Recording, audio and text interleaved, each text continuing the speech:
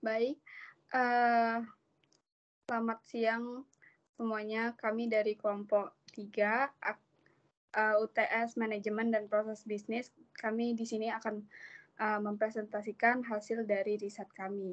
Bersama anggota saya, yaitu saya sendiri, Aini Suwanel Amberwati, lalu ada Melia Zara Pangestu, dan ada Zila Syaukina Hafsah. Baiklah, kali ini saya akan menjelaskan Good Governance Implementation. Yang pertama, keterbukaan atau transparansi, yaitu perseroan menyampaikan laporan tahunan, laporan keuangan, aksi korporasi, dan informasi penting dan relevan lainnya. Mengenai perseroan untuk kepentingan publik, investor, pemegang saham, dan pemangku kepentingan lainnya secara terbuka dan transparan. Yang kedua, akuntabilitasi atau accountability, yaitu perseroan berkomitmen untuk mempertanggungjawabkan seluruh aktivitas yang dilakukan kepada pemegang saham dan pemangku kepentingan sesuai dengan ketentuan peraturan perundang-undangan yang berlaku. Yang ketiga adalah pertanggungjawaban atau responsibility. Perseroan memiliki tanggung jawab internal dan eksternal. Tanggung jawab internal terdiri dari tanggung jawab atas sumber daya manusia, baik direktur maupun karyawan. Sedangkan tanggung jawab eksternal terhadap lingkungan dan masyarakat diwujudkan melalui pelaksanaan program Corporate Social Responsibility atau CSR di sekitar wilayah operasional perseroan. Yang keempat adalah kemandirian atau independensi, ialah perseroan mengelola perusahaan secara profesional dan independen dengan selalu menghindari tindakan-tindakan yang berpotensi menimbulkan benturan kepentingan antara anggota direksi, dewan komisaris, dan pemegang saham. Dan terakhir yang kelima, kesetaraan dan kewajaran, atau biasa disebut fairness. Melalui keputusan terhadap peraturan perundang-undangan, perseroan dapat mengelola asetnya secara aman dan adil dengan mengedepankan prinsip kehati-hatian untuk menghindari hal-hal yang dapat merugikan kepentingan pemegang saham dan pemangku kepentingan lainnya. Selanjutnya, saya akan menjelaskan company struktur dan function. Yang pertama, strukturnya. Ini dia tampilan company strukturnya. Yang pertama itu ada PT Pakuan Jati Tbk, terus yang entitas anaknya itu ada PT Artisan Wahyu AW di Jakarta, Gandaria City. Terus yang kedua itu ada PT Pakuan Regency atau PR di Surabaya. Yang ketiga ada PT Elite Prima Utama EPH di Jakarta, Kota Kasablanka. Yang keempat ada PT Grama Pramesi CD GPS di Jakarta.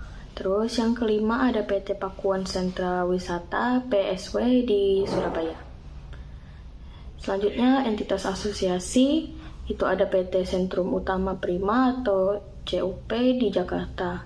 Yang kedua ada PT Bumi Pranata Laksana atau BPL di Surabaya, pengelola lingkungan atau estate management. Dan yang terakhir ada PT Surya Cipta Medika atau SCM di Jakarta, itu berupa rumah sakit atau hospital. Selanjutnya saya akan menjelaskan function. PT Pakuan Jati Tbk atau biasa disingkat dengan PLN adalah pengembang real estate terdiverifikasi yang fokus di Jakarta dan Surabaya. Portofolio properti utama perusahaan mencakup pengembangan retail, residensial, komersial, dan perhotelan. Perusahaan mulai beroperasi secara komersial pada tahun Mei 1986. Baiklah, selanjutnya akan dijelaskan oleh teman saya Zila. Baiklah, selanjutnya saya akan menjelaskan mengenai Form and Legality of Business Entities. Yang pertama itu ada NPWP, kepanjangan dari nomor pokok wajib pajak. NPWP ini adalah nomor yang diberikan kepada wajib pajak sebagai sarana dalam administrasi perpajakan yang dipergunakan sebagai tanda pengenal diri atau identitas wajib pajak dalam melaksanakan hak dan kewajiban perpajakannya. Dan berikut ini adalah contoh NPWP dari PT Pakuan Jati. Selanjutnya ada surat izin gangguan.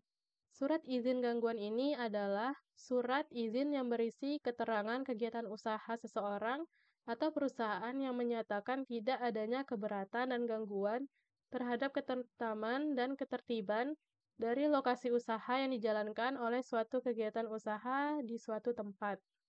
Dan berikut ini adalah contoh surat izin gangguan dari PT Pakuwon Jati. Berikutnya adalah core value perusahaan.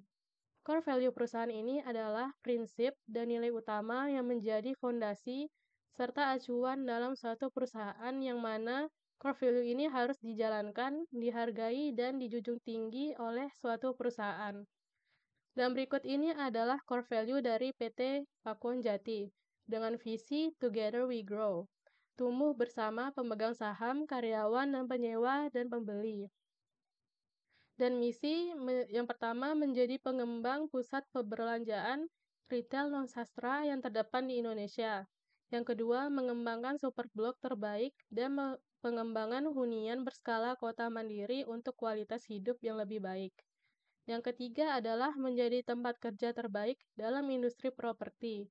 Dan yang terakhir adalah mengoptimalkan pengembalian investasi bagi penyewa dan pembeli.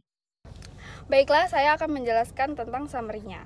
PT Pakuwon Jati telah menerapkan prinsip-prinsip GCG yang terdiri dari prinsip keterbukaan, prinsip kewajaran, prinsip akuntabilitas, dan prinsip pertanggungjawaban. Prinsip-prinsip tersebut telah diwujudkan dalam bentuk norma perusahaan, yaitu yang dituangkan di dalam anggaran dasar PT Pakuwon Jati.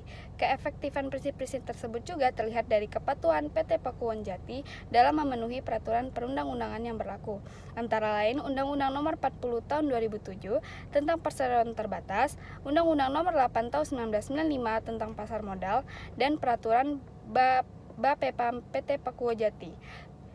PT Pakuwon Jati juga telah menerapkan prinsip-prinsip GCG yang berkaitan dengan transaksi yang mengandung benturan kepentingan antara direksi dengan pemegang saham. Penerapan prinsip-prinsip GCG tersebut berguna untuk melindungi hak-hak pemegang saham minoritas yang terkadang diabaikan. Pemegang saham Berdasarkan faktor tersebut, maka diharapkan PT Pakuwon Jati dapat mempertahankan prestasi yang telah dicapainya dan meningkatkan kinerjanya demi citra perseroan serta kepuasan para stakeholders.